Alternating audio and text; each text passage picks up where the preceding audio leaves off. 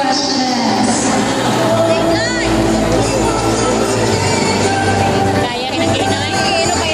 So the criteria for judging for the preliminary question is articulation, diction, grammar, 40%. Delivery and choice of word, we have 30%.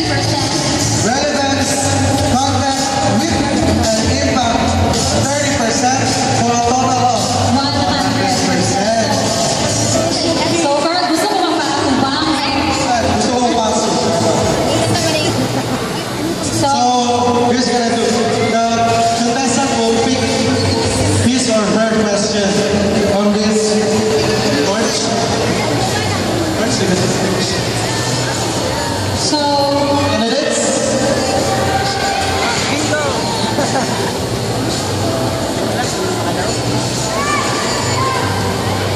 again, we'd like to thank the following sponsor. We have Natasha. And OLFC by Sam Strength. We'd also like to thank the people behind this pageant from the College of Industrial Information Technology. And Sophie Paris. So I would like, personally I would like to thank JF Garcia for grooming me and making me look presentable. I would also like to thank Mavic Villas and Christine Ivanaga for my hair and makeup and dress. So candidates, where are you? Alright, na sila. So we start with the girls first.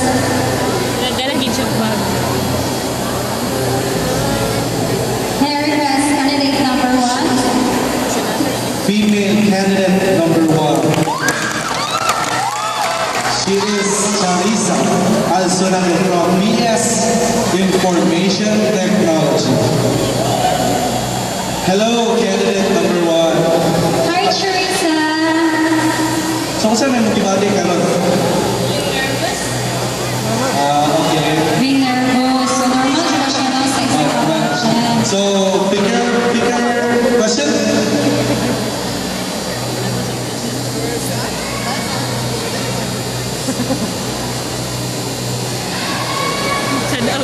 You pick number 14, which is the question goes like this.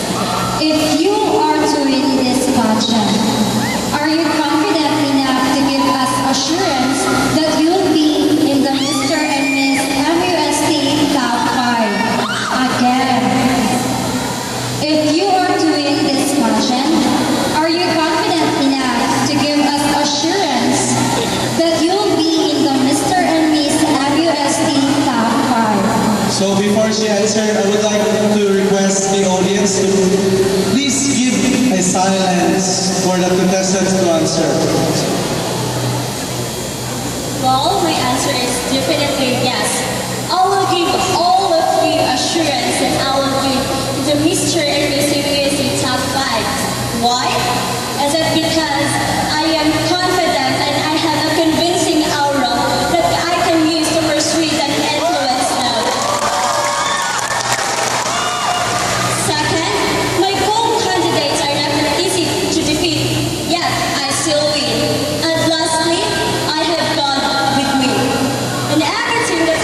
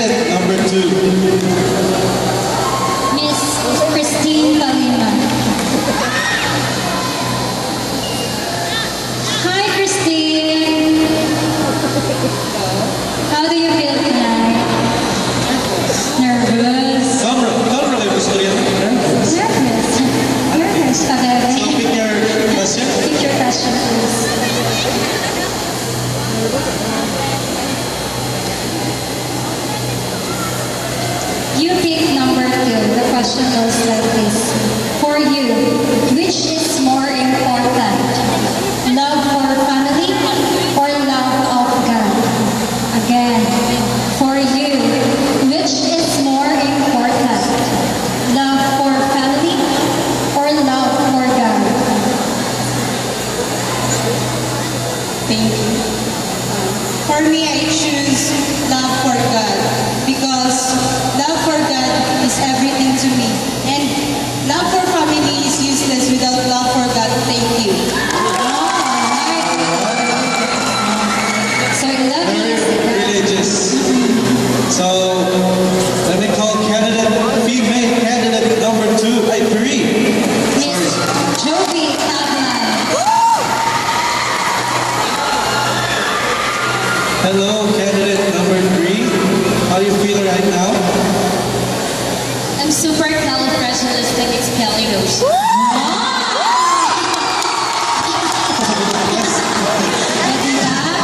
Alright, pick your number, question. She picked question number 1. And the question number 1 goes like this. If you have no choice but to lose everything in your life right now, what is one thing you would like to remain? Again, if you have no choice but to lose everything in your life right now, what is one thing you would like to remain?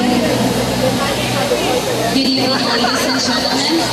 If I don't have any choice but to lose everything I have right now, and given that there's only one thing that will remain, I will surely choose my family. I believe that the family is the strongest bond I've ever known, and it is the most precious gift I've ever received from God. And without them, there will be no Jovi Tabian, you know, which is standing right here in front of you.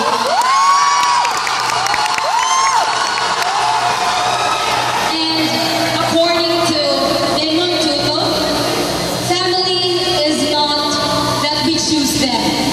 It is a gift from God to us, and then as well as we are a gift to them. Thank you.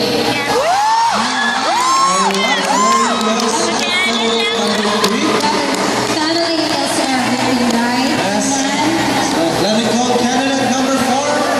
Female candidate number 4. female candidate number 4 is Miss Sheila Vanilla. Hi, Sheila. Hello, candidate number 4. Nervous na.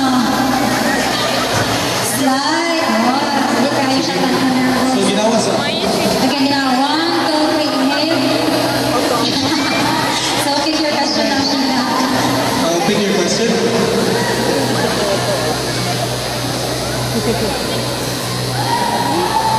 And she picked question number 8. And the question goes like this. Election 2016 is fast approaching. If you get the choice between presidential bets, Senator Grace Poe and Senator Mar Rojas, who would you choose and why? Again, election 2016 is fast approaching. If you get to choose between presidential bets, Senator Grace Poe and Senator Mar Rojas, who would you choose and why?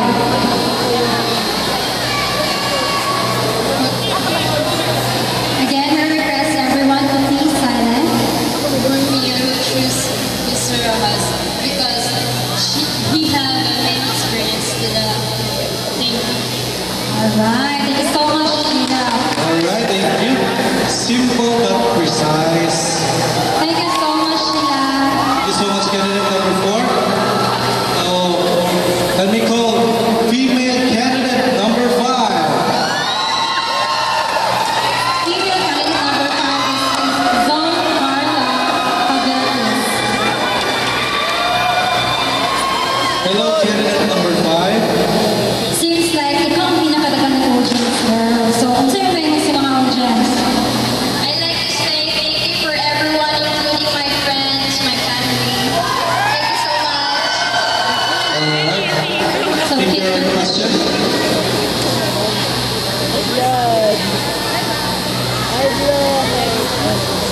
You pick number 10, and the question goes like this. If you die this instant,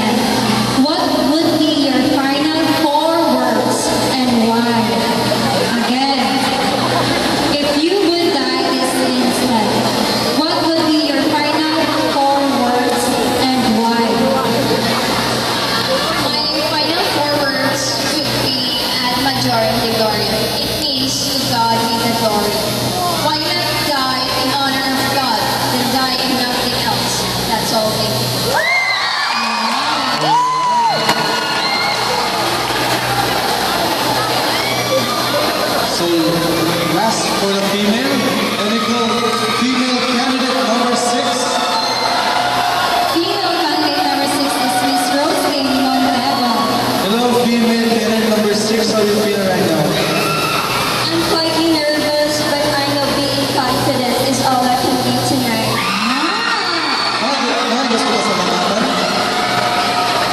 I would like to extend my greatest gratitude to all the people who support me, specifically my friends, my classmates, my family, my makeup artists, to all my supporters. Thank you, everyone. Alright, repeat your question, please.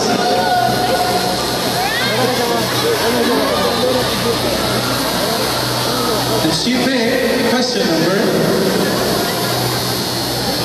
Quick question number 4. The question goes like this.